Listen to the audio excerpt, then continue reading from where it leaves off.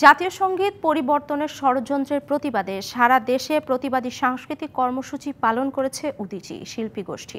আমার সোনার বাংলা আমি তোমায় ভালোবাসি গেয়ে মানববন্ধন করে ষড়যন্ত্র রুখে দিতে দেশবাসীকে সজাগ থাকার আহ্বান জানান সংস্কৃতি কর্মীরা।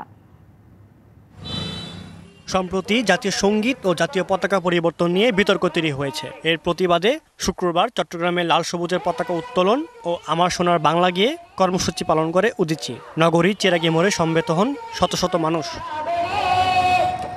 জাতীয় সংগীত নিয়ে ষড়যন্ত্র রুখে দিতে শুক্রবার রাজশাহীর সাহেববাজার 0 পয়েন্টে সমবেত কণ্ঠে জাতীয় সংগীত পরিবেশন করে উদীচী জেলা শাখা। দিনাজপুর প্রেস ক্লাবের সামনে মানববন্ধন ও জাতীয় সংগীত পরিবেশন করে প্রতিবাদে সামিল হয় জেলা উদীচী। এতে অংশ নেয় দিনাজপুর নাট্য সমিতি, বিভিন্ন সামাজিক ও সাংস্কৃতিক সংগঠনের প্রতিনিধিসহ মুক্তিযোদ্ধারা। রাঙামাটিতে জেলা প্রশাসক কার্যালয়ের সামনে প্রতিবাদী কর্মসূচিতে জাতীয় সংগীত পরিবেশন করা হয়। এ সময় আমার সোনার বাংলা নিয়ে ষড়যন্ত্র প্রতিহত করার ডাক দেন সংস্কৃতি কর্মীরা।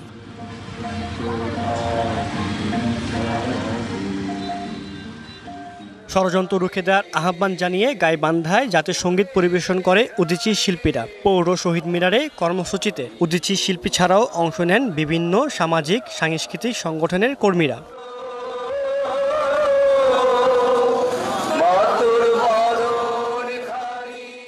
এছাড়াও কক্সবাজার, ফরিদপুর, মাগুরা সহ বিভিন্ন জেলায় মানববন্ধন ও সঙ্গীত পরিবেশন করে উদীচী শিল্পী গোষ্ঠী।